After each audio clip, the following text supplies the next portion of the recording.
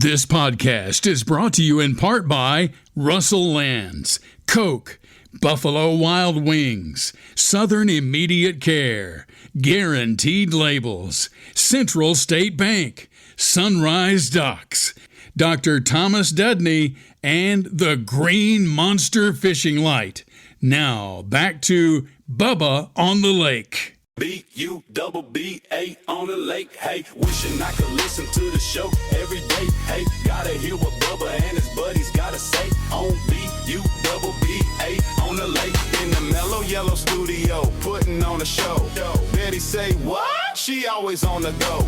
We got Hunter Bus sitting at master control. Don't wanna miss a moment, cause Bubba's got the flow.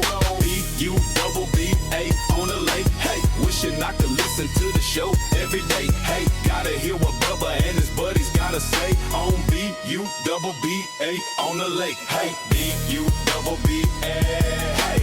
B-U-double-B-A, hey.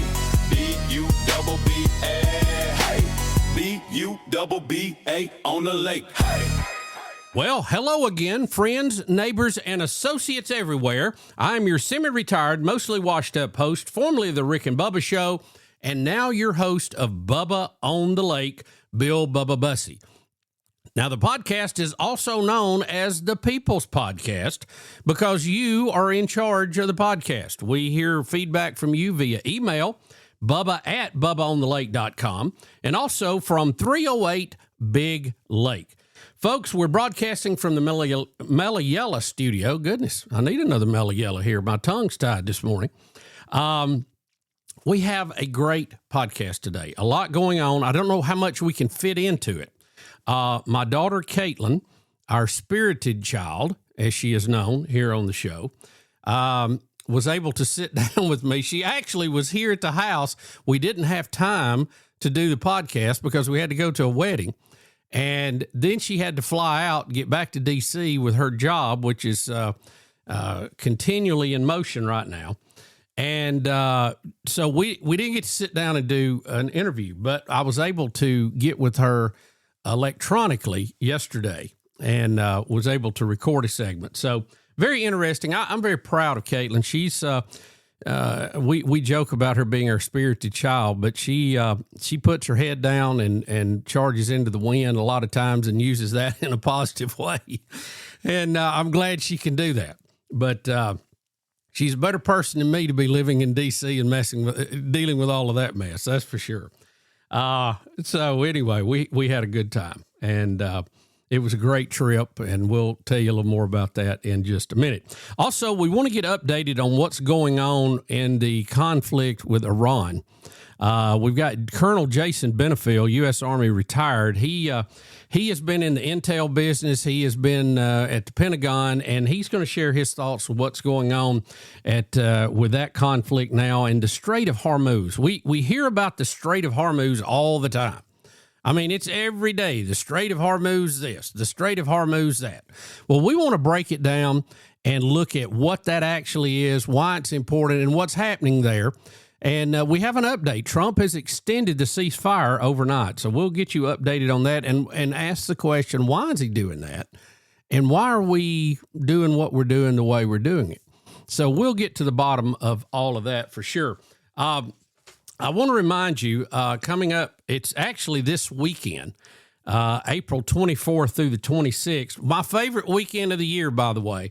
Please, nobody rain on my parade. I love the Russell Marine In-Water Boat Show. It is this weekend, Friday through Sunday, April 24th through the 26th at the Ridge Marina on beautiful Lake Martin. It's the largest in-water boat show in the Southeast. You can explore over hundreds of boats right in the water, hundreds of others on land.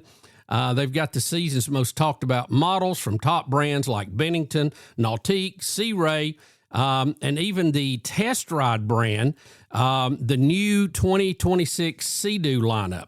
And they have a demo course. So bring your bathing suit, and you'll probably have to sign a piece of paper, but they're going to let you get out on the water with these and run through their course.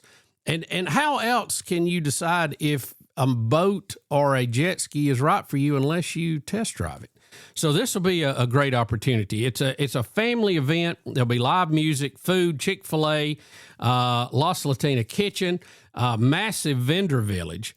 Plus, you can get big discounts on boats, early season deals on gear from name brands. And all you have to do is go to the Russell Marine website to find out more about that. So the Ridge Marina this coming weekend, April 24th through the 26th, my favorite weekend of the year here on the lake when they have the in-water boat show. It is always awesome. All right. A lot to talk about, a lot to get done. It's going to be a great podcast. I think you'll enjoy it if I can get it all together. Me and Hunter Buss here in a timely fashion. So we will take a break right here, and we'll be right back as we get started on a very busy and very informative podcast. You're listening to Bubba on the Lake. 1, 2, 3, 4. We'll be right back. On the water or off, experience lake life to the fullest at Russell Lands on Lake Martin. Grab a latte at Brew 63, linger over lunch at Fanny's, or take in a Lake Martin sunset at Kalijah Restaurant. Whether you're here for the weekend or you've made your home at the lake, Russell Lands is where community and the land come together. To learn more about upcoming events, visit russelllands.com. Come see what lake life is all about. What a matchup we've got, folks. Just nonstop action. The energy is electric and the fans are all in. An intense game like this calls for a Coca-Cola. Ah, crisp and refreshing. That's a game changer. Yeah, that taste scores every time. And just like that, they're back at it. Passionate fans and an ice-cold Coca-Cola. Now that's a winning combo. No matter the team, no matter the sport, everyone knows fan work is thirsty work. Enjoy a Coca-Cola.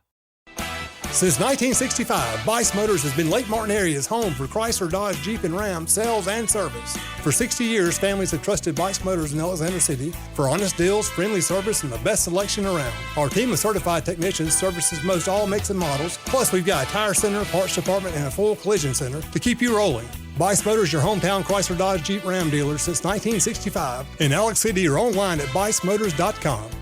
Buy it at Bice. Bice Motors.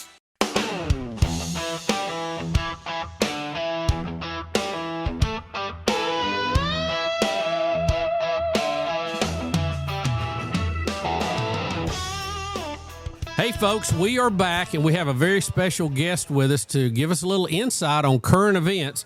Colonel Jason Benefield, U.S. Army retired. He has been in the intel business. He's worked at the Pentagon. He's done all kind of things, and he's going to help try to clarify what is going on in Iran and why we have a ceasefire. Now, Colonel, before we get started, I want to give you a quick update on what we have had happen overnight, the very latest on this conflict. Iran has attacked 3 ships in the Strait of Hormuz, which is something we're going to talk about a lot, saying the Revolutionary Guard seized 2 of them and further inflamed tensions over the key waterway. It comes after the U.S. forces seized an Iranian ship and boarded a tanker linked to Tehran's oil trade. Now, overnight, President Donald J. Trump has extended the ceasefire indefinitely so its leaders can come up with a unified proposal. Now, he's talking about the Iranian leaders, and I think we can read into that what the problem is. He said that the U.S. naval blockade will continue. The truce was set to expire today, and Trump vowed not to extend it, although he has now changed his mind and has done so. Trump said he was prolonging the ceasefire until peace talks could reach a conclusion one way or another.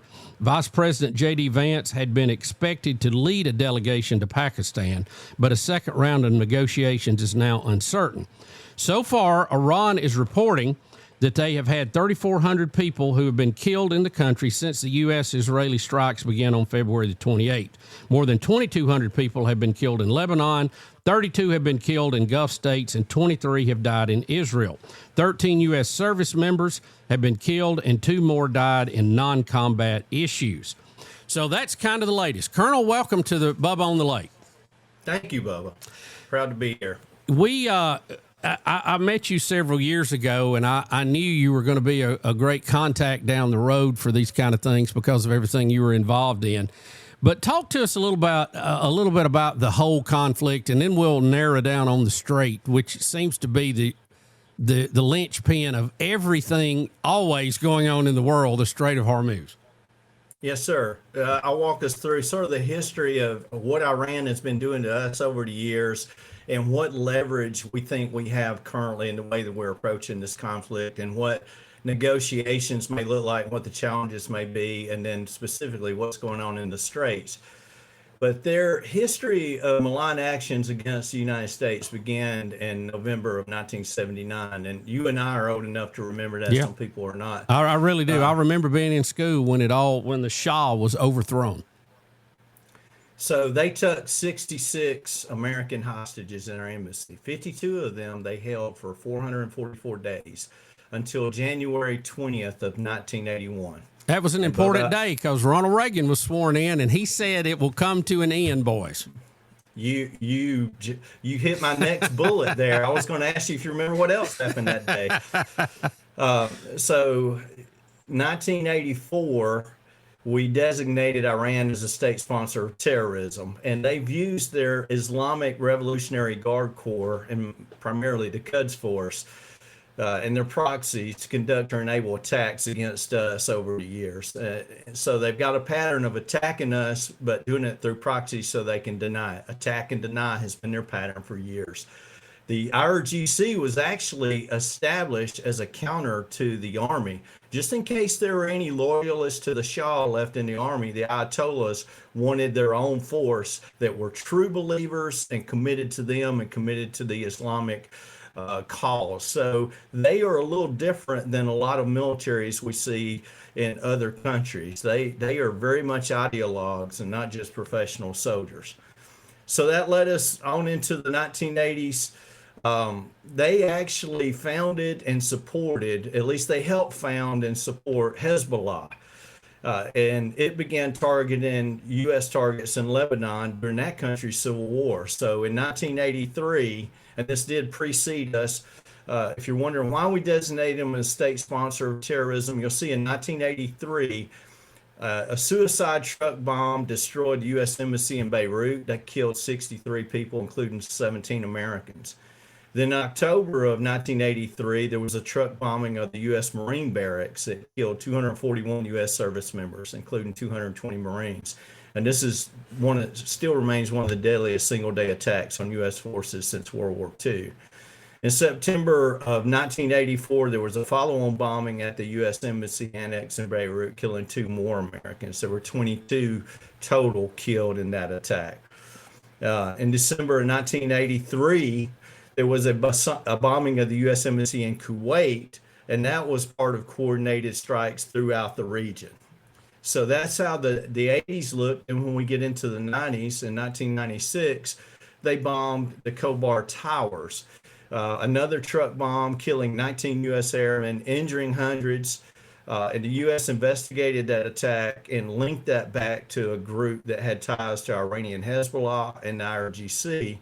And further investigation by U.S. authorities determined that senior IRGC leadership planned, funded, and approved this attack.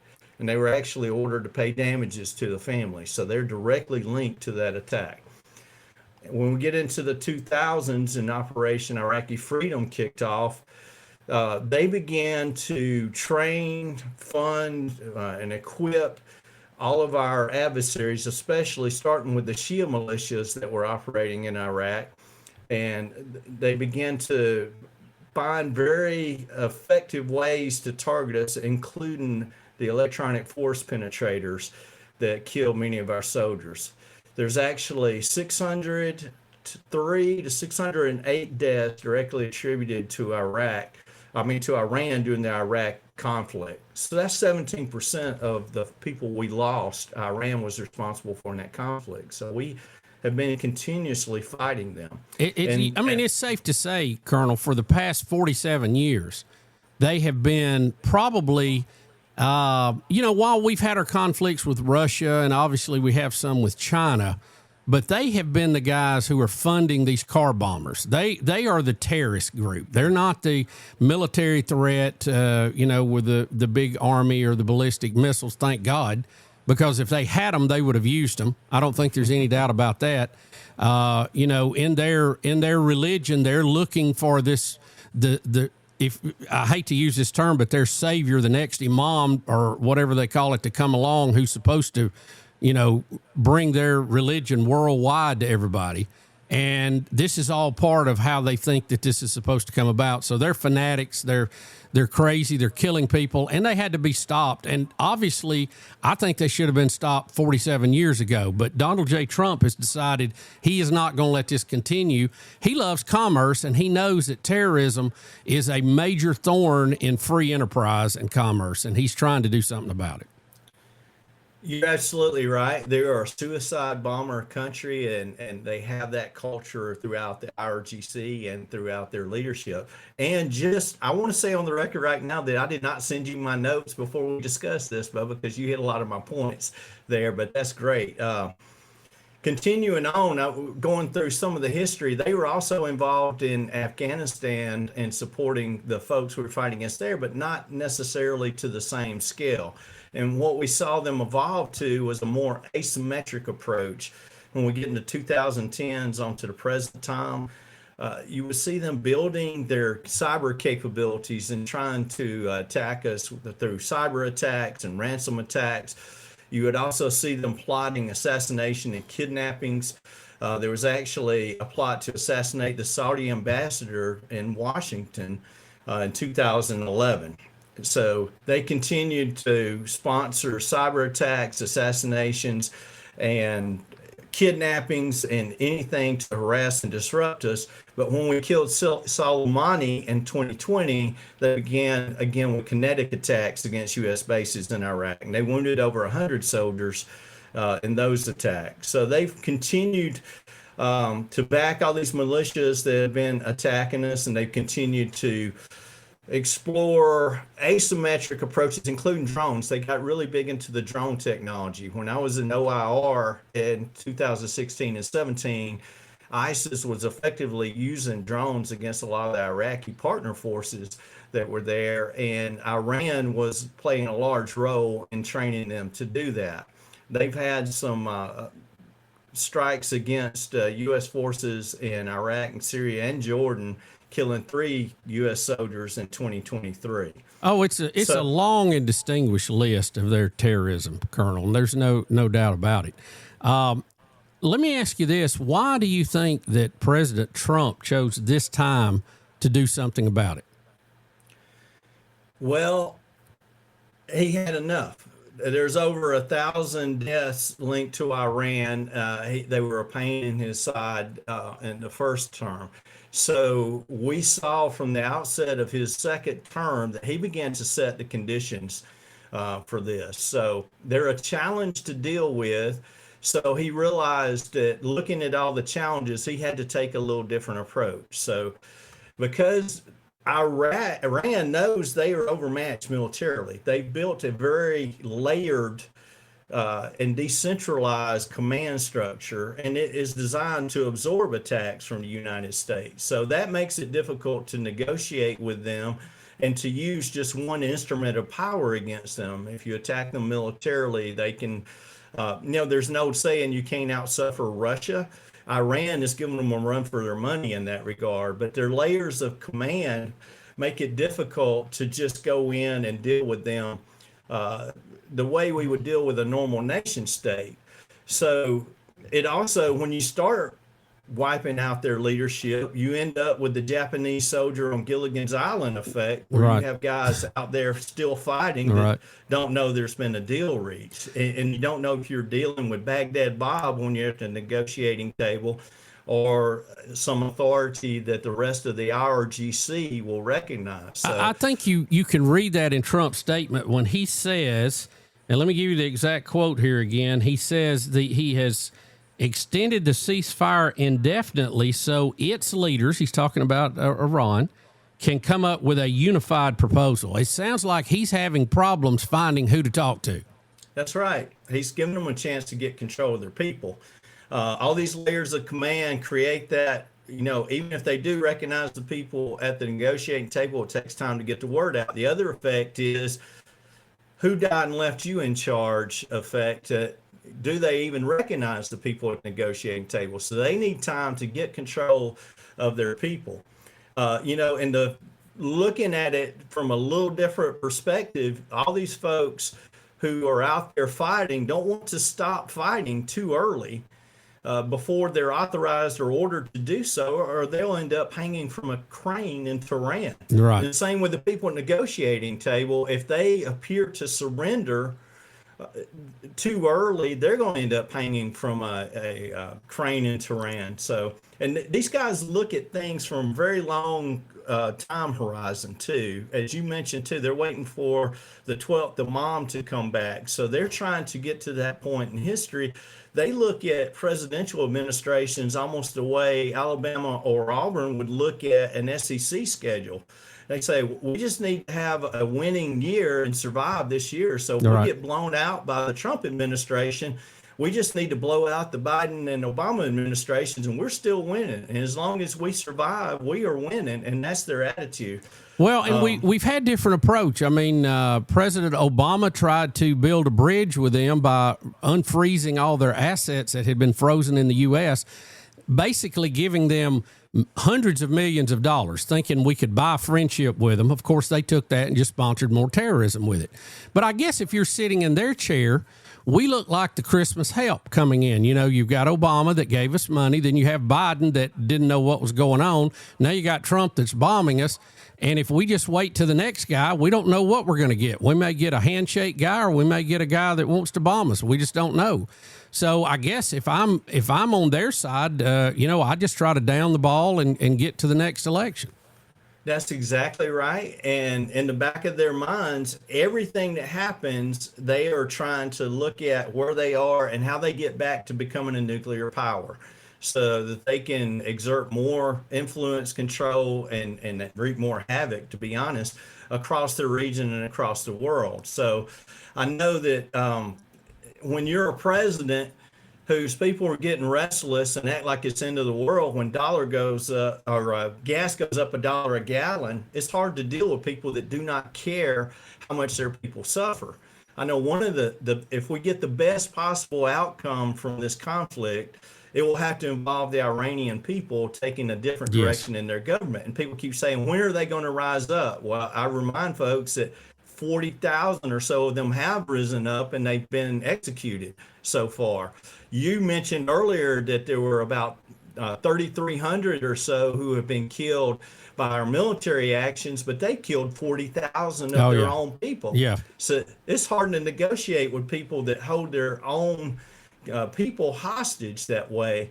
But I will tell you that the current administration has figured out, and I think this gets back to the question you asked me a minute ago, and I sort of took the long road there, but the current administration has figured out how to use the economic instrument of power more effectively than predecessors. And they may be able to reach that unacceptable level of suffering that military operations alone can't. He set the conditions for the actions against Iran by the actions against Venezuela. Maduro was laundering Iranian oil for Iran, keeping their economy afloat and keeping them going. So taking Maduro off the board made it harder for Iran to sell oil and keep their economy going and fund what was going on inside the country. Cuba. I saw a report today that said Iran is losing $500 million a day right now. That's different than what has happened in the past, and that's exerting a different kind of pressure. So, and now Cuba, Russia, and China also can't buy Iranian oil cheap on the black market.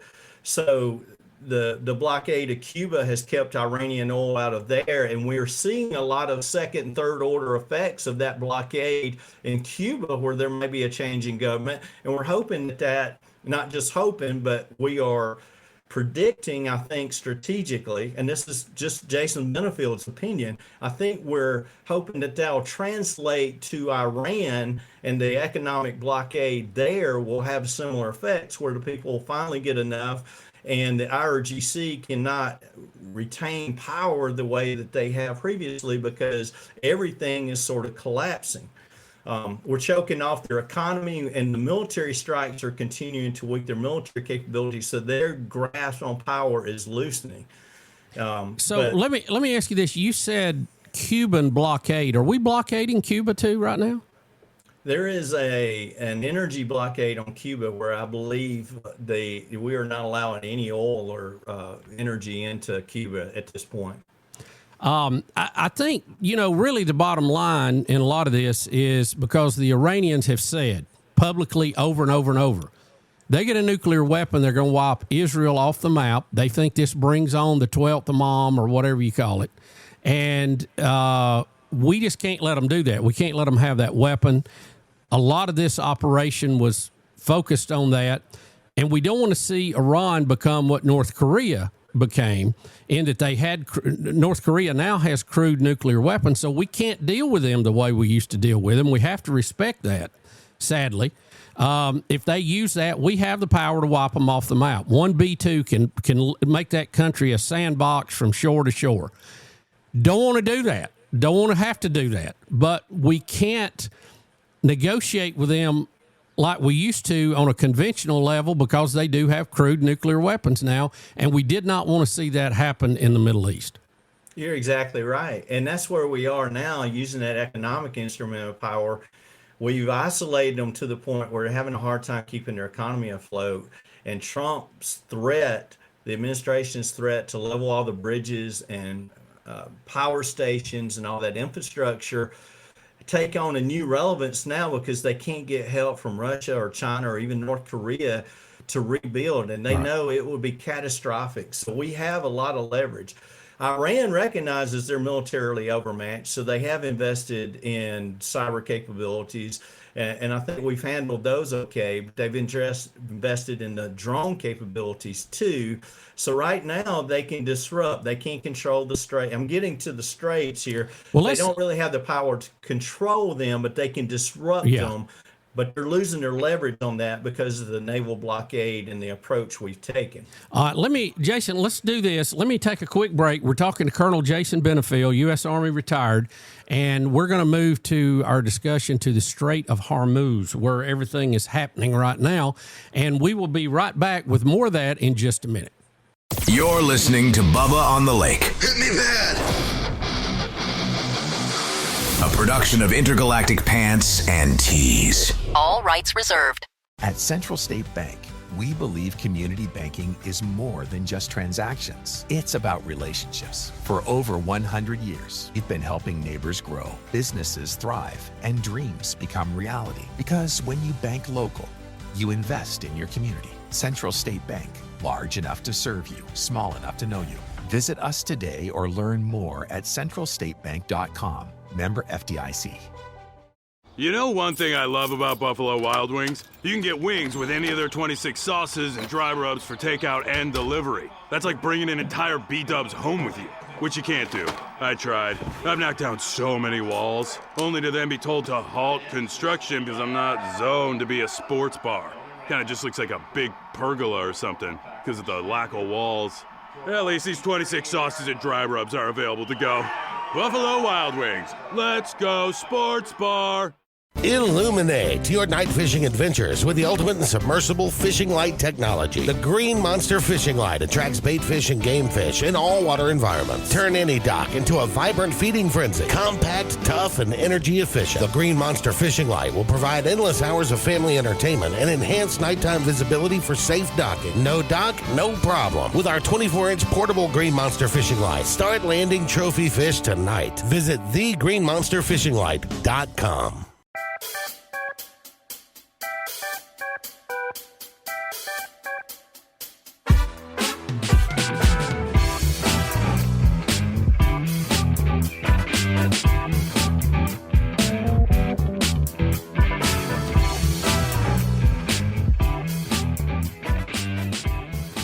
We're back with Colonel Jason Benefield, U.S. Army retired. He has quite a bit of experience in the intel business. He's worked in the Pentagon, and he's joined us today to help us try to understand the conflict in Iran and what we're going to do, how we're trying to do it.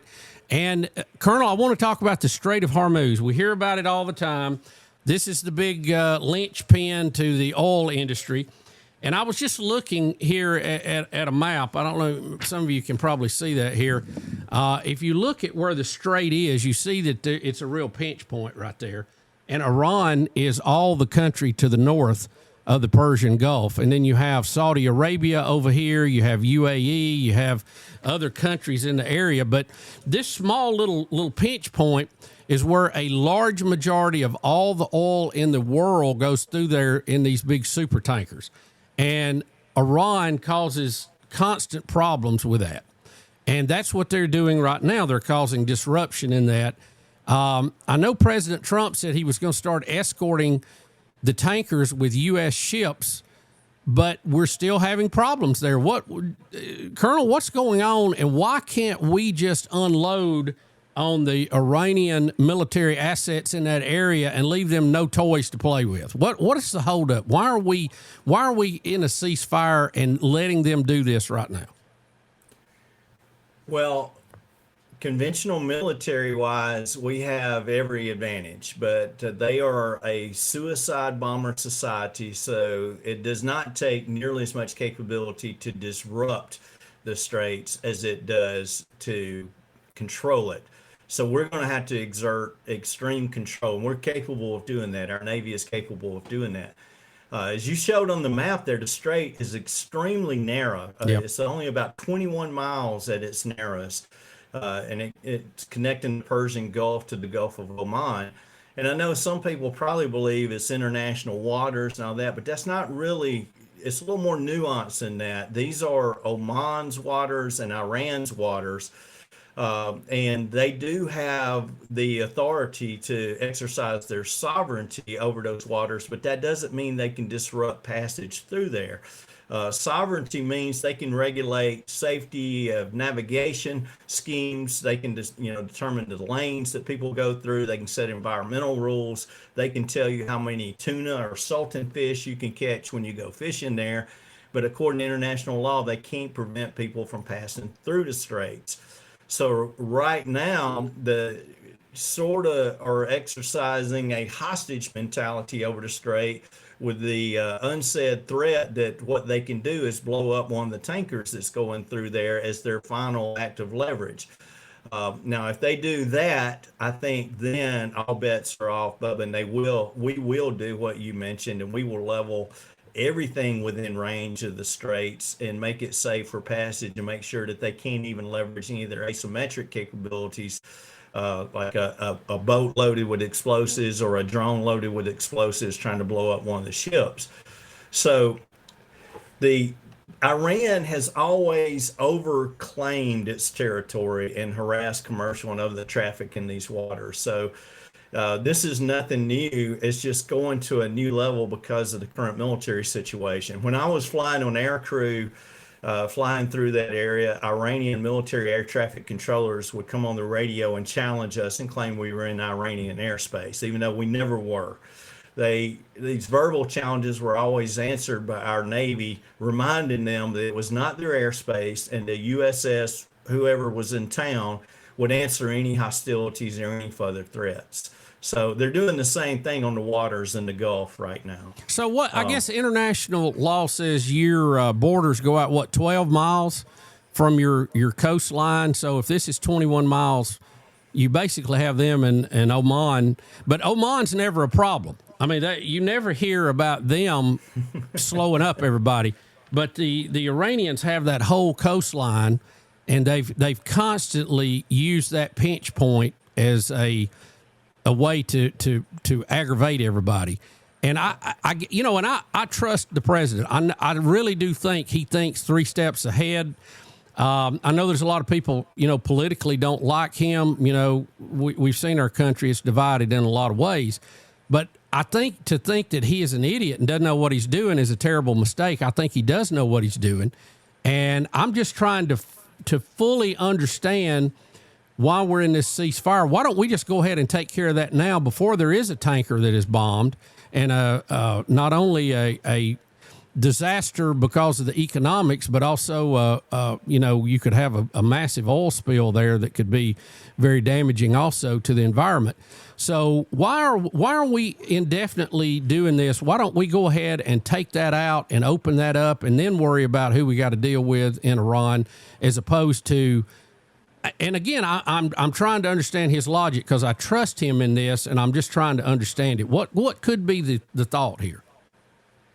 So Jason Benefield's thought in looking at this is that there's an optimism within this administration that they can set Iran on a new course and have a regime that is not suicidal and not a bad actor on the world stage. Yeah, it may not be the Shah, but at least they might be neutral.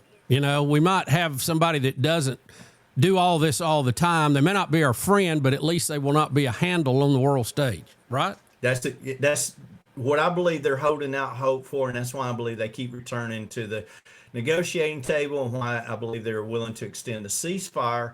But the other outcome is if we can't change Iran's path, we can set them back decades on the current path they're on, which is the pursuit of the nuclear weapon and being the largest sponsor of terrorism. So those are the two outcomes the administration sees are on the table, and they're holding out a lot of optimism and putting a lot of effort toward giving Iran a chance to be a good citizen of the world and become a prosperous country and even an ally to other countries and to us in that region. So what Iran is doing by threatening the Gulf is not legal. So the legal framework for the Straits is the United Nations Convention on the Law of the Sea.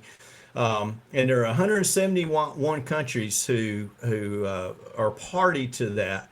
There are only 2 countries, as I mentioned earlier to you off camera, that have not ratified that.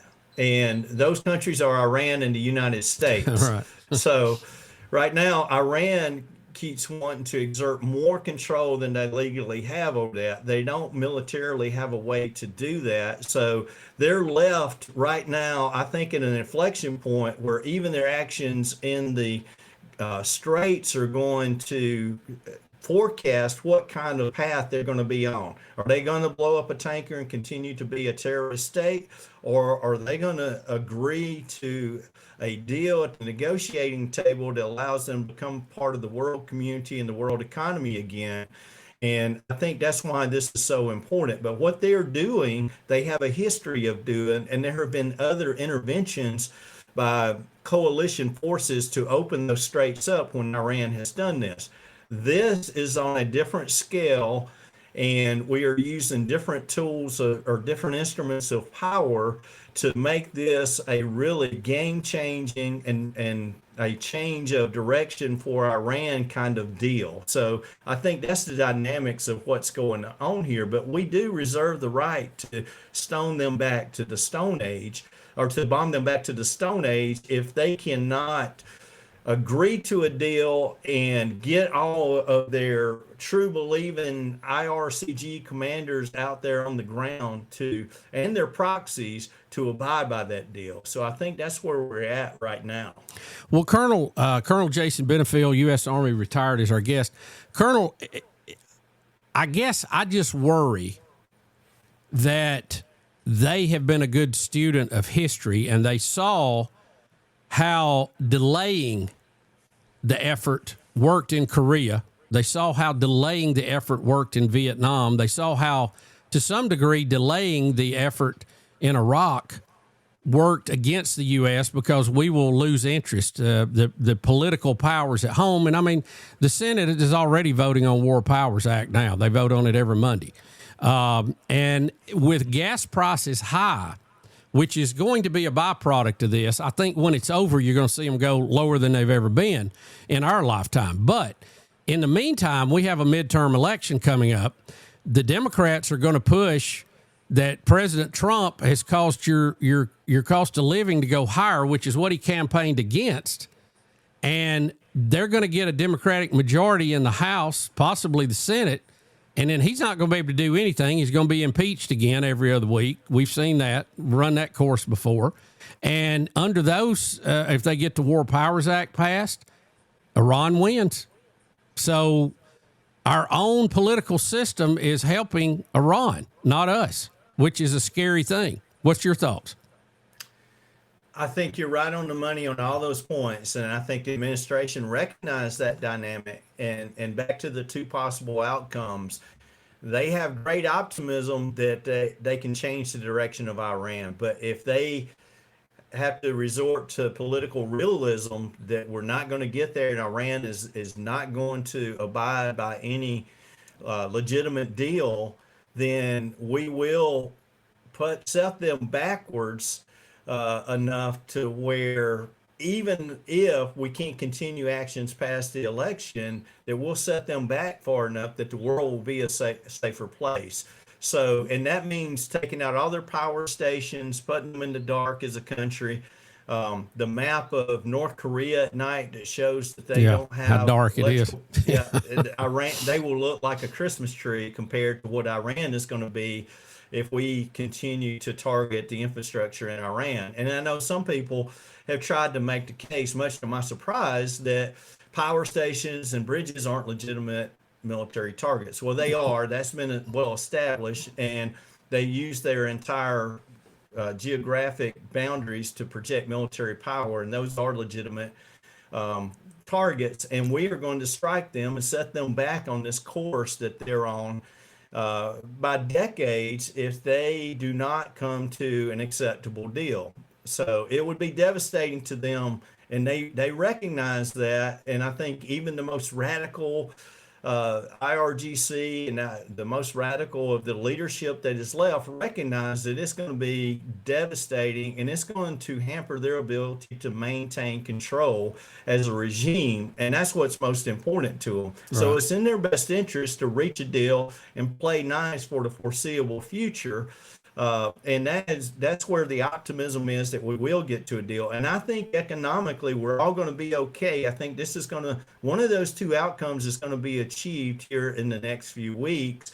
And then we will proceed on, as you said, where the price of oil will drop. The American consumers will have lower prices at the pumps, hopefully by election time. But if not, they'll be well on their way to getting back. But this whole discussion about legitimate military targets is just another political discussion we're having here to sort of undermining our efforts over there. I mean, some people, I would tell you that radio stations are legitimate military targets too, or we could call this episode War Criminals on the Lake, but that's a story for a different time. Yeah, we'll let that go. So, but Jason, Colonel, it seems to me the most immediate concern is the Strait. We got to get those oil tankers through there. That will get the prices down. That will help Trump. That will help the Republicans in the midterm elections. If you take out bridges and power plants, that's going to hurt the people, and that's part of it too. But we got to get these straits open. I think priority one. And if I know President Trump like I think I know him, he's riding this out, but at some point he will say enough is enough, and we're not dealing with these idiots anymore, and we're going to do what we know how to do, and that is cause mass problems for them.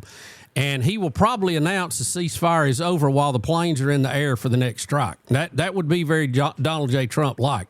But I would like to see him take out this, really focus on the assets around the Strait so that these guys can't do this anymore. Now, I think they had 63 ships that could lay mines out there, and we've sunk every one of them. So they're limited. They can still shoot from the shore. They still can put somebody in a bass boat with a bomb and run them out there. But I think we've got to absolutely wipe out their ability in the straits to cause problems, and then we can look at the bridges and the power plants. I saw one report that said 90% of the water in their country comes from desalination plants, which is hard for me to say. So you take out a power plant, you take that out, they have no lights, no water, and, that's a good time to go downtown and take somebody out of City Hall, if you know what I mean. Yes, and I think you captured it perfectly there, that this is First of all, militarily, we have done more damage to Iran than is being reported. Like I said, they still have some limited ability. They got some toys. Yeah. But as you also pointed out, it doesn't take a whole lot. Loading explosives in a bass boat's enough to disrupt the straits right now. I believe we're about to take care of that in this next round of negotiations. There is a ceasefire, but we are also going to prevent them from conducting these kind of attacks, because you do have to pop your head up to do these attacks. You do have to expose where you're operating from and what your capabilities are. And I think that we're a little more advanced in playing whack-a-mole now. I think we all have the ability to level entire networks of capabilities, and that they will quickly lose what little bit of ability they have to disrupt too. Because I have a lot of confidence, even without boots on the ground, our Navy is a very lethal fighting force. And if they're given the go-ahead to expand their operations, to use naval gunfire on targets on shore, in self-defense mode, or protect the straits, that's going to look different than even what it does now. And you're going to see the military, even asymmetric capabilities, to continue to approach zero very rapidly. And I think we're at that point. So I'm encouraged by that. I think that there's a lot of optimism in the administration that they can change the course of Iran. I think there's a lot of intolerance in the administration for the suffering that Iran is putting on its own people. Like I said, we've militarily killed 3,000, and they have executed politically 40,000 of their own people at estimates. So I think our president desperately wants that to stop. I think he hates war, and he believes that he can preemptively prevent Iran from being a belligerent state in the future. And like you said, he's going to get enough, and he's going to do whatever it takes to achieve that goal, even if it is taking out all their desalination and power plants and bridges where they are isolated in little pockets. And you can't hide those from the U.S. military. No, you can't. And you talked about a great time to go to City Hall. If they take out all the bridges where the RGC can't send reinforcements, all of a sudden it becomes more realistic in different pockets of Iran for the people to rise up too. So they're looking at all of that, and I think that they are trying to achieve the best possible outcome, but with the political realism that they're going to bring this to an end before too awful long. Colonel Jason Benefield's been our guest. Any closing comments? You wrapped it up real good there, but any other thoughts you would like to leave the viewers with on this whole conflict? No, I would just tell people to have faith in the U.S. military, that they can do. I'm retired now, but the military can do. I have 2 children who are active duty, and I will tell you that our military is capable of doing anything they're asked to do. President Trump knows that. He has confidence in the military. The military has confidence in him that he will have their back. If he asks them to do something, they will do it with a lot of violence and a lot of effectiveness, and we will achieve a positive outcome, even if it's not the best outcome where the Iranian people are able to seize control of their government. We will have an Iran that is not nearly the threat it is today, and eventually our gas prices will go back down to $1.95 a gallon or whatever they are. So people hang tight and have confidence. And as always, pray for our troops who are on the front line, who are risking their life for freedom, not only for us, but for other people in the world, Christians in that country. Iran has one of the largest Christian denominations right now growing of anywhere in the world. And I think that's also something that needs to be, we need to remind people of in this conflict. Colonel Jason Benefield, U.S. Army retired. Colonel, thank you. We'll call you again. Sadly, there's always conflicts in the world, and a lot of times the U.S. military has to answer the door. Thank you, Bubba. Enjoy being with you. Thank you, sir. And we appreciate your service, and thank you for being part of Bubba on the Lake today. Where's Bubba? I'll tell you where. He's on the lake. Just got that new boat? Let Sunrise Docks protect your investment with Swift Shield boat covers, Neptune boat lifts, and easy ports for your personal watercraft. Plus, they have composite decking that stays cool, designed with your feet in mind. Sunrise Docks is always first in quality, first in service, and first in customer satisfaction. Right off Highway 63, your Lake Martin headquarters, with 2 barges and the most experienced boat lift crew on the lake. Sunrise Docks is your lake life expert. Call 256-392-5200. On the water or off, experience lake life to the fullest at Russell Lands on Lake Martin. Spend your mornings with breakfast at Fanny's. Afternoons, you can explore over 100 miles of trails through Russell Forest. And for dinner, how about the Southern farm-to-table flavors at Spring House? Whether you're here for the weekend or you've made your home at the lake, Russell Lands is where community and the land come together. To learn more about upcoming events, visit russelllands.com. Come see what lake life is all about. When you need urgent care, Southern Immediate Care is here for you. Illness doesn't follow a 9-to-5 schedule, so we offer support 7 days a week at convenient locations throughout Birmingham and Northeast Alabama, dedicated to serving all ages from children to adults. Southern Immediate Care offers occupational medicine services, including DOT physicals and testing. At Southern Immediate Care, your health is our top priority. Visit southernimmediatecare.com or call 205-409-2794.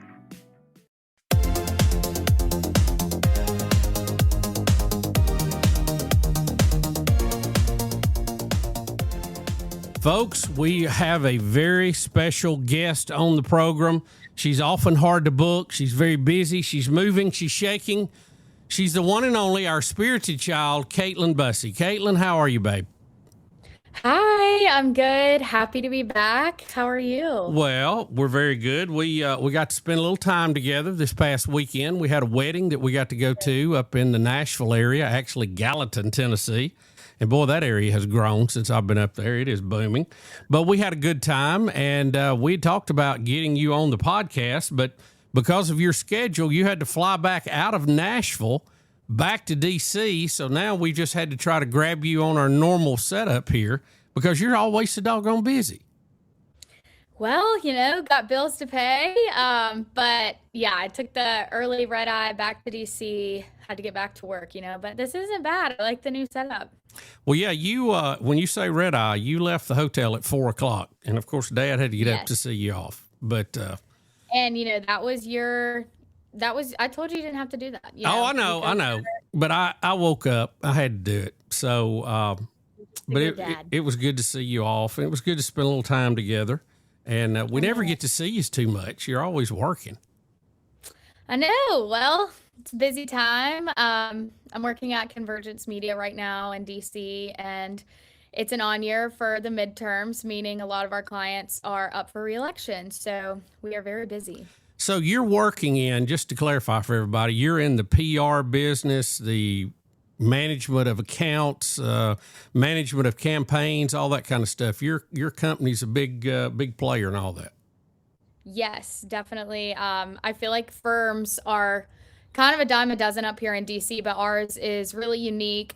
We've got a great team, and we're a smaller team than most. I would say the typical kind of environment for campaign firms is kind of burn and churn, mass hire, mass fire based on the election cycle. But ours, you find a lot of employees that have been there for several years. They're very happy. We have 2 great leaders, and I love it. It's a lot of fun. So I know you can't go into who your clients are and everything, but what do you do exactly? Can you explain that to everybody? I know I've asked you to do that a lot lately. I run our creative department. So our clients that have a creative contract, there's different areas of Convergence Media, but for the creative team, it's really focused on the social media side of things. So graphics, quick little videos we can throw together. We also film sometimes, just depending on what it is. Some of them are more high produced videos. Some are, little reels you throw together. But yeah, just messaging, strategy, all the things. But I've got a really good team, and we have a good time while we do it. So, well, you actually participated in Go to Work with Daddy Day back last I week, did. and you went to Jack State with me and met the folks that I work with. And we have some really, really outstanding people working in athletics and at Jack State as a whole. You got to meet a lot of those, but you were busy. I mean, you were on that phone. Seemed like every time we took a breath. Well, you got to be able to balance it. But I didn't want to take any PTO while I was home, so I was on the clock. But it ended up working out just fine. So what I know everybody always asks what you're doing because you were on the podcast several times, and then you've been busy and living in D.C. How about living in D.C.? I get a lot of questions about that. Most people think that if you live in D.C., you're probably going to be killed tonight. That's pretty much what everybody thinks. no, honestly, DC is a lot safer in my opinion under Trump now. I think like the first time I lived here was under the Biden admin. There was definitely a lot more crime. Not to just turn on message, but the National Guard being here has helped a lot. I feel very safe. I've never felt unsafe here, honestly, this time around living here. Last time there were like a few dicey times, but not really this time around. And I'm very lucky. I live in a great part of town. But coming from Montgomery to here, walk in the park, huh? Yeah, two different worlds. So you take the train. You don't have a car anymore. You take the train everywhere you go. So you're on the Washington D.C. subway. It kind of depends. I take the train a good bit. I ride with friends. I Uber. It's just a mix of all of it. I'm very lucky to have some very nice coworkers with a car, so they take me to and from work a lot. But you were telling me that the National Guard is actually on the subway there. Yeah, well, they stand at like the entrance and the exit. They're not always on the literal train, but they're kind of monitoring the situation. I see them at a lot of different stops that I'm on. And they are from Texas, most of them? It depends. The ones that I've made conversation with have been from Texas, some from Mississippi. It's really all random places. They're all pretty young too. Well, you were mentioning to me how once you started talking, they all thought you were from Texas too, and then you immediately hit it off because you appeared to know a lot of them on a first name basis. No, well, I've never met a stranger, obviously, but they were all outside of my building one night and just got to talking, and I think I've seen at least a couple times people are really rude to them here. DC's pretty divided with our country being divided pretty evenly, 50-50. It's kind of saturated here in DC with a lot of people working on the Hill and for different congressmen and so on and so forth. So I've seen some people be kind of rude to them. So every time I see them, I do try and say thank you just for like what they're doing. If it's like, I wouldn't like go out of my way to do it. If it's kind of like awkward, no one else is around, I'll be like, hey y'all, like, thanks for being here, whatever. But I think I said y'all, and they were like, where are you from? And I was like, Alabama. But they're all very kind. So what about dating in DC? How does that work? It's working. I have a boyfriend. Funny enough, he's from Alabama. Wait a minute. A boyfriend? I know. Breaking news. Stop the presses. Stop the podcast. I know. What can you tell us?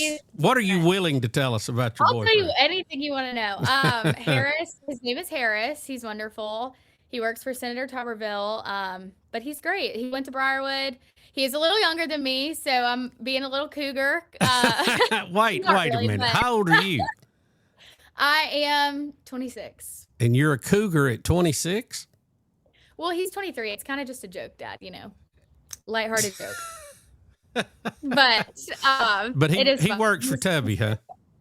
He does. So will he come back with Tubby when he comes to be governor of Alabama or runs for that, or will he stay there in D.C. and use his skills on the Hill?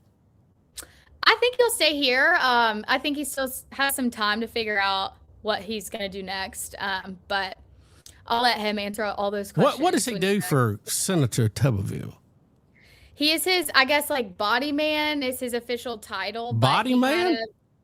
Yeah, he walks him around everywhere, drives him everywhere, keeps him on schedule, all the things. But, I don't want to, I'll let him speak for himself on those things. When are we going to meet him on the podcast? Can we interview him? Dad hadn't had a chance to scare him yet. I'll ask him. I'll run it by him, but I don't. Is he over there now off camera somewhere? Let me look over there and see. No, he's not. So I mentioned it on the last podcast. You want me to run for Congress? Is that right? I think you would. It would be so fun, and it would be easy to run the campaign selfishly. Like, I would love to do it. Well, here's the problem. Most of the guys elected from here are friends of mine, and I don't even know what district I'm in now, Look, you don't need to make any enemies. Everyone has give your friends some competition, like friendly competition, never hurt anyone. You have millions of dollars worth of name ID throughout the state of Alabama, and I think you should use it. And I think you're smart. You're already media trained. You're kind of the ideal candidate, and you're funny. Like, you have some one-liners that, Senator Kennedy can't even come up with. So I think it would be really fun. Well, I've always had a theory that the people who look best on camera get elected more than the people who don't look best on camera. Can I say it that way? No, I don't think I would look very good. Look, I don't look very good on camera. Look at that mug on there now you're dealing with. Have you seen anyone that's elected to Congress or Senate? I mean, yeah, I guess there's some attractive ones, but like, not really. So now, are you just basing this off your feelings about this, or do you have data to back it up that I could actually win? I tried to explain this to you. Running a poll costs money, and no one's willing to just throw money away on like, hey, he might do this. But surely somebody's run a poll. I'm going to be honest. Like, if I asked anyone in the state of Alabama to run a poll on you, they would just laugh because the numbers are going to be unreal, outstanding. You have wonderful name ID. I'm not popular in every crowd. I'll tell you that. I don't know if the video is freezing or what, but no, it's fine. It's just what you're seeing. When it's all put back together from the cloud, it'll be fine. Okay, cool. Okay, well, anyway, what were we even talking about? About polling data. Oh yeah, I really don't think it's much of a question. Do you remember that time? I think it was AL.com did an article, and it was just like a straw poll type thing. Like, you could literally write in anyone you wanted to, and it was like, if Alabama had a Mount Rushmore, yes, I do. Who would be that. on it? So on and so forth. And it was Nick Saban, Helen Keller, and Rick and Bubba. Like, I think Bo Jackson may have been in there too, or something. I don't know. I don't know, but that's pretty much the only polling you need. I think. I think that's pretty funny. Well, the listeners over the years have been very kind to me. I admit that, and that it would be an honor to serve them, but I don't know. That lake is awful. I mean, that water is getting that time of year. You know what I mean? It's hard. It's going to be hard to get me off that pontoon boat. You could still be on the pontoon boat. It just would be, every day. Well, or I could join the Freedom Boat Club, because I know they have we have that here at Lake Martin, but they also have it there at what was the name of the place we went to where the dock is on the Potomac? Is it called the Wharf? Yeah, there's several. The Wharf, like the Georgetown Wharf, there's several different places. Yeah. But yeah, I know what you're talking about. Well, we got to figure out what district I'm in before we even can talk about this. Elmore County. What congressional district is that with the redistricting? Do you know? I'm inside Elmore County by about 100 feet. I think you'd be in 3, but I'll have to look at a map. I don't know. Well, that's interesting. Thank you, Kay, for bringing that up. I'm sure I'll get some email on it. Thank you. No, I younger, I think you should. Younger, earlier in my life, I thought that that giving back in that way would be a real honor to do. I don't know now. I'd have to really think about it. But are you telling me you would be my campaign manager? Is that it? Or would I have to hire Convergence? Is that what this is? Oh, 100%. We would 100% be running your race. But I don't know. I don't know how much direct involved. I would love to do it for you. I think it'd be really fun. I think we work well together, probably better than you think. But, well, like I say, I think we have some good people representing us. I don't have a problem with them as people. The only issue that I always struggle with, and I've told them this, is lifetime politicians. And this is all part of the way they take care of each other in D.C. is this seniority thing. and they'll come and they'll say, well, I'm only going to run 2 terms or 3 terms. Well, I get in, and then I'm about to be the committee chairman of this or that, so you need to put me in again. So they've already broke a pledge to the voters that they were only going to run for so many times. But that to me is the deep state, and it's on Republicans and Democrats. You know, the House of Representatives was supposed to be the heartbeat of the people, which means you had to turn that over a lot. And when you get lifetime people in there, I think you lose that. Even if they're good people, they need to go do their 2-3 terms, whatever it is, and then go home. You know, like J.C. Watts did. People wanted J.C. Watts to stay and do other things. He said, hey, I've come here for so many years, I'm going home. And he did, and we haven't heard from him since. Good for him. You know, I think I get what you're saying. And I think that if you come up to DC and you say like, hey, I'm only going to be here for X amount of years, like you should honor your word and then duck out when it's your time to duck out. But if you want to be here and you keep winning and you feel like it's your calling and, you know, it's at that point, the will of the people for you to win. I mean, you have to get voted in to be reelected. I think it's fine. You just knocked a leg out of my campaign, Caitlyn, by saying that. I mean, you just give my opponent the out that he needs to stay in. No, I'm just telling you, like, this is how we'll go. I'm just playing a little devil's advocate here as a test. I'm kidding. But I really do think that it's a calling for sure. It's not for everyone, but I think that you could totally do it and do a great job at it. Well, and we do. You're right. We have Alabama. The Alabama delegation is seriously amazing. We have really great members, but you know, some of them might not be here forever. Some of them might want to retire. You never know. Well, I think from a campaign messaging, hey, it's time for a change. That's hard to beat, you know? I mean, because it is. You just need to turn that over because you get in there, and I don't care who you are, okay? You can be a fine, upstanding man, Christian man, believer, fighter, believer in our country and our state. But when you get in there and you stay, and you stay, and you stay, you become part of the problem. I don't care who you are. And I believe that with my heart for everybody. And I'd say the same thing about me. And I don't know how long I would want to run, how many terms, but if I say 2, if I say 3, if I say 10 years, when it's up, get out. Do us all a favor. We can survive without you, big man. Head on back to doing what you were doing. It's time for a change. And that's what I would tell our delegation today, whether I ran or not. All right. How's that for a speech? You're getting a little... How's that? I think it's. I love the energy. We'll work on the talking points. I think that I really do think you'd be great, though. I love it. I think it'd be awesome. I think you just want to run so you can get in the congressional dining room with me again. That I could go there regardless if you're with me or not. Like, no offense.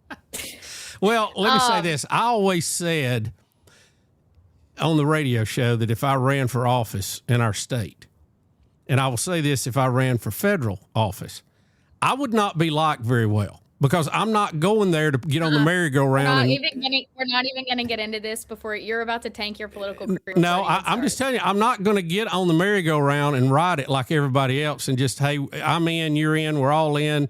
Let's keep the party going. If I have some things I want to work on and change, I'm bringing them up day one. And the leadership can go with me, or they can put me in the committee to collect trash cans. I don't care. But I'm not going to be a puppet. I'm not going to do it. And I think that's fine. I don't think anyone should be, but I think there's also like a decorum to it and a way you have to go about it. It's almost like you're playing chess instead of checkers. Like, you've got to play the game. It's not always as simple as like, I'm here, I'm elected, this is what I want, do it now. This is, get them out, do this, do that. Like, that's, unless you're Donald Trump, that's just not really how it works. Well, it kind of worked for him, you know? Yeah, it did. But, you know, not everyone can be Trump. And I think we're seeing that now. That's funny. Bless your heart, Caitlyn. Really, you got such great ideas, but yeah, I think your mom might be a better candidate than me. No, we'd all be in federal prison. Well, she's easier on the eye. You know what I mean? She's great arm candy for the campaign. That's funny. That's funny. No, and mom would be, you know, it's actually funny. I don't even know if this is something that I have just kind of came up with on my own through meeting some of the spouses of members, but it's kind of like a running joke. Like if you want something done, talk to their spouse, not them. Right. And it, that's still the Betty case. can be easily swayed. That's still the case in real life. You don't know how many people call me needing something and I don't get to it in a timely manner, and then they call your mom, and then it immediately goes to the top of the list. You know how that works. Oh, I know. I know. Oh, that's but funny. no, it's just funny. I know, like, you think it's a joke, but I really do think you'd be a phenomenal congressman. Well, thank you. I appreciate you saying that. And I know you mean that. I really do. I think I'd be a better, more benevolent dictator. I think that would be a better role for me. Just get things done. Soundbite on an attack ad. There we go. There it is. I would be a much better benevolent dictator. Hey, if you got a good dictator, it ain't a bad thing. Think about heaven, okay? All right, Dad. I think we're getting a little off color here. But I really do think, we could do a little spinoff podcast for a couple years, Bubba on the Hill. Oh, yeah. Just rebrand Bubba on the Lake to Bubba on the Hill. We put the little Capitol logo back here and all that. Mm-hmm. That's funny. I think it'd be so cute. That's funny. What committees do you think I'd be good on? Oh, gosh. Definitely something with Intel. I think you'd be good on literally anything to do with all of your little interest areas, like space, science. I don't really see you being on, like, banking. Even though you're great with money, I just think it would bore you. I think you would be good with, like, natural resources, armed forces, literally whatever. Everybody from our state's good on armed forces. Because everybody in our state can shoot real well. You're literally a walking talking point ad. Like, it'd be so easy. My goal would be have more one-liners than Senator Kennedy. That's a good goal. I would love to get you two in a room together. I think that would be so funny. Oh, gosh, it is. Well, Caitlyn, anything else you could tell us, you want to tell us, you're able to tell us about what you're doing in D.C.? I am starting it's not my own podcast, so don't get too excited, but I am going to be appearing on the Right Side podcast through Right Side Media with Allison Sinclair and Amy Beth Shaver. They're great. We've been kind of talking about this for months. And when Allison came to me, she was like, I think you'd be great. Like, we really want kind of just like your perspective on current events, being in DC, Gen Z point of view from all the things going on, and just kind of like you in general. So it's kind of we're just gonna kind of throw stuff at the wall, and whatever sticks is gonna work. But I'm excited for that. I think we're gonna start on May 1st. It'll just be a little segment on their show. But I'm very excited.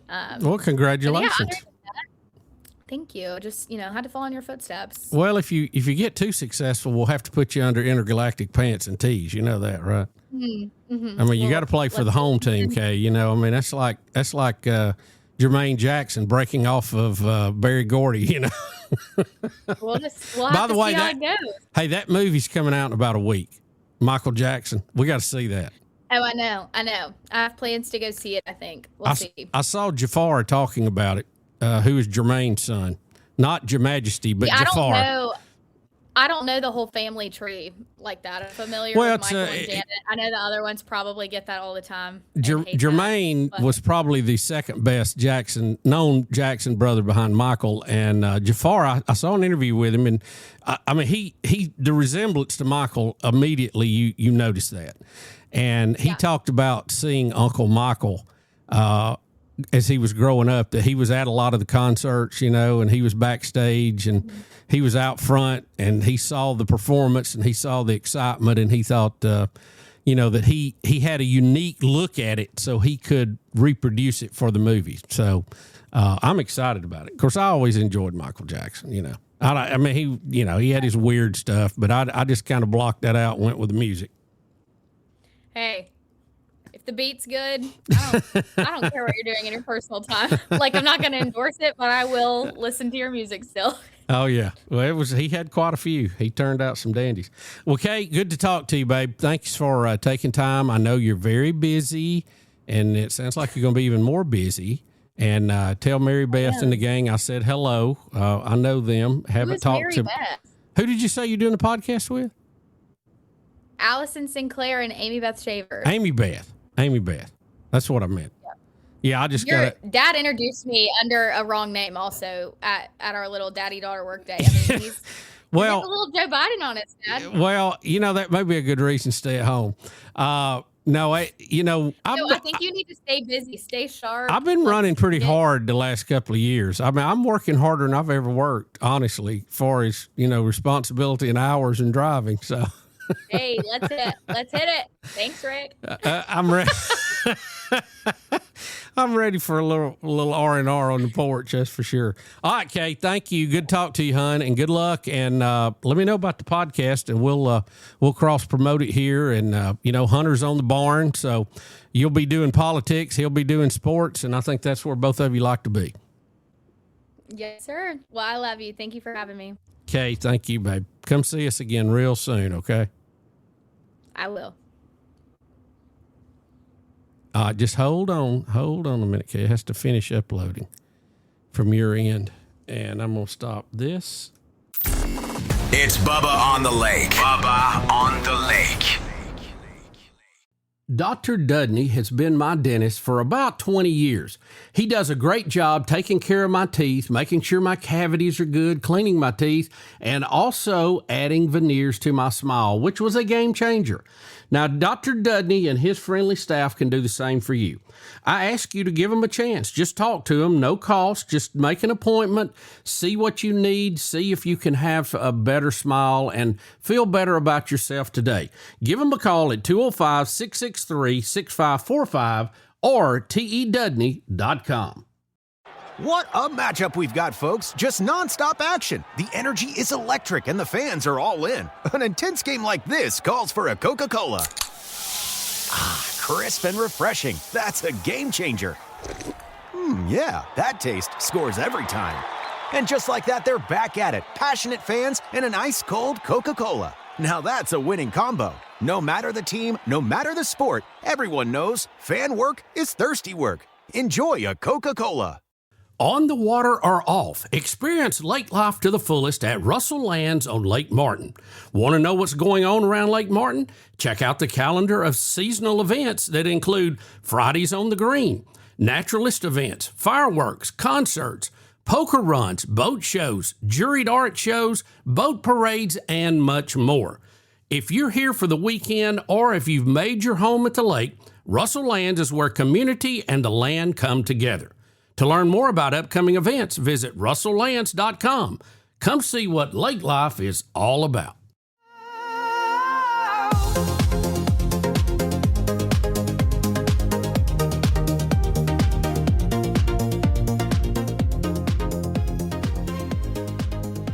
Folks, we have a special guest with us. He is the winner of the 2026 Bracket Challenge, Tyler Brown, Columbus, Ohio. Tyler, welcome to Bubba on the Lake. Thank you, Bubba. It's a pleasure. Tyler, we had, I forgot how many thousands of people that were filling out brackets, and you won it. I mean, how wild is that? Yeah, it is pretty crazy, honestly. And we'll talk more about the bracket itself, but yeah, I honestly couldn't believe it.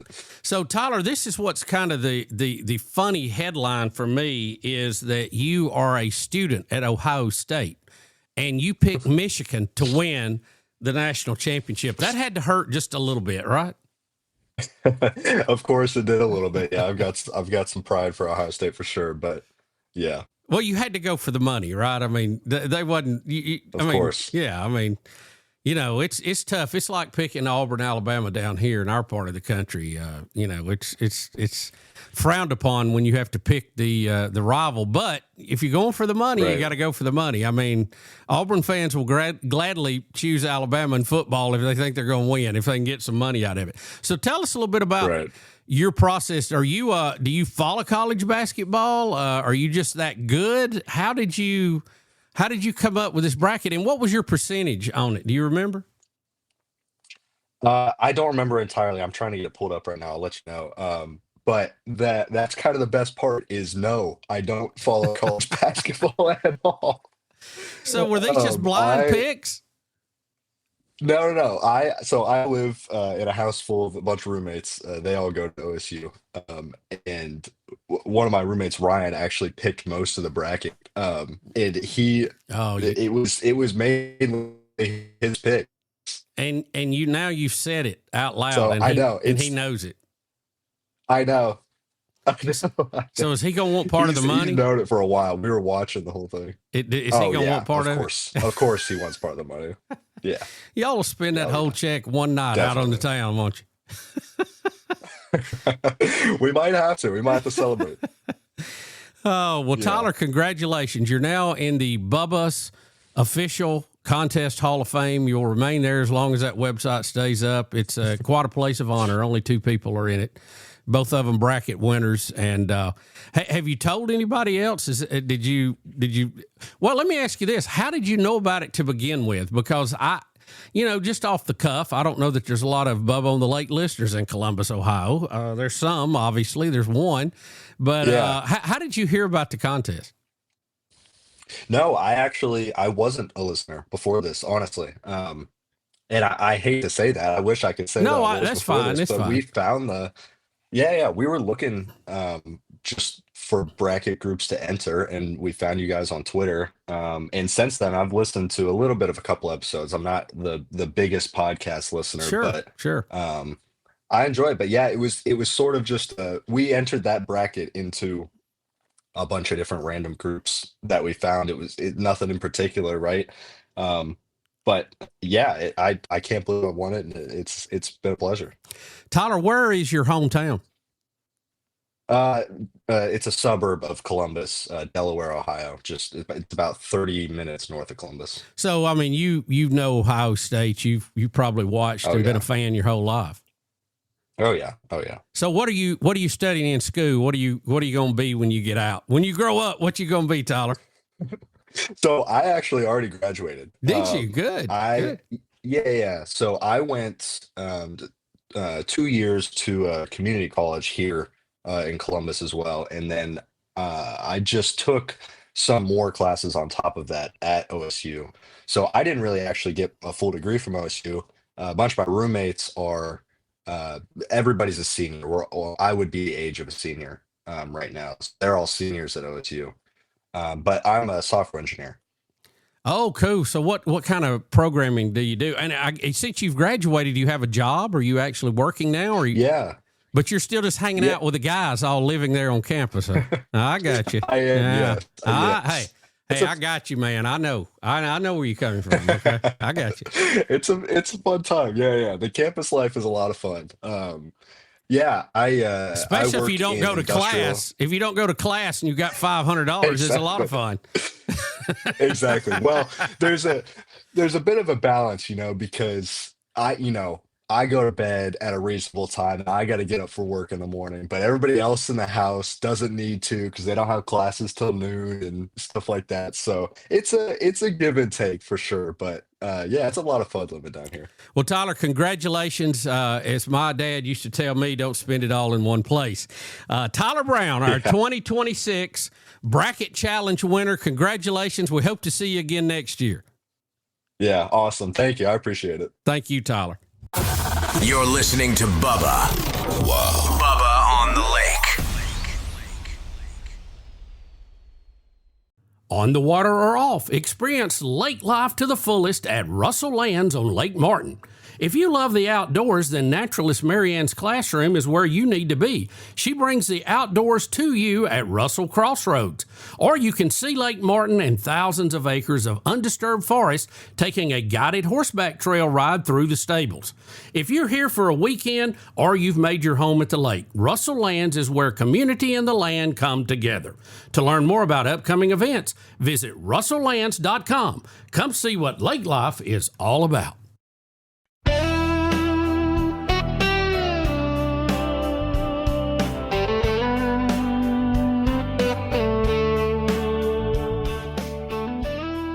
All right, right, folks, that's going to wrap it up here from the Mellow Yellow Studio. What a great podcast. I want to thank all my guests for taking time to be with us.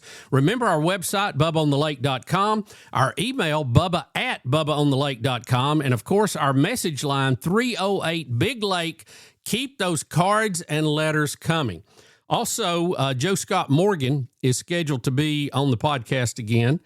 For you true crime fans, the host of Body Bags with Joe Scott Morgan, and he had requested you send email questions, and I have some of those, so keep those coming. I'm not sure exactly which podcast he's going to be on, but he's going to be on another one fairly soon, and we want to have all those ready to go. Don't forget to subscribe, like, turn on notifications, all of that good stuff, not only here on the podcast, but also on our social media, and we're all over that. We've got a lot of changes coming up in my life personally, and we'll be telling you about that, and hopefully that will be a big positive here for the podcast. So thank you very much, and remember, as always, till the next time we sail into port, God loves you, and so do we. And thank you for being part of Bubba on the Lake. This podcast is brought to you in part by Russell Lands, Coke, Buffalo Wild Wings, Southern Immediate Care, Guaranteed Labels, Central State Bank, Sunrise Docks, Dr. Thomas Dudney, and the Green Monster Fishing Light. B-U-double-B-A on the lake, hey. Wishing I could listen to the show every day, hey. Gotta hear what Bubba and his buddies gotta say on B-U-double-B-A on the lake. In the Mellow Yellow Studio, putting on a show. Betty say, what? She always on the go. We got Hunter Bus sitting at master control. Don't wanna miss a moment, cause Bubba's got the flow. B-U-double-B-A on the lake, hey. Wishing I could listen to the show every day, hey. Gotta hear what Bubba and his buddies gotta say on B-U-double-B-A on the lake, hey. B-U-double-B-A, hey. B-U-double-B-A, hey. B-U-double-B-A, hey. B-U-double-B-A on the lake, hey.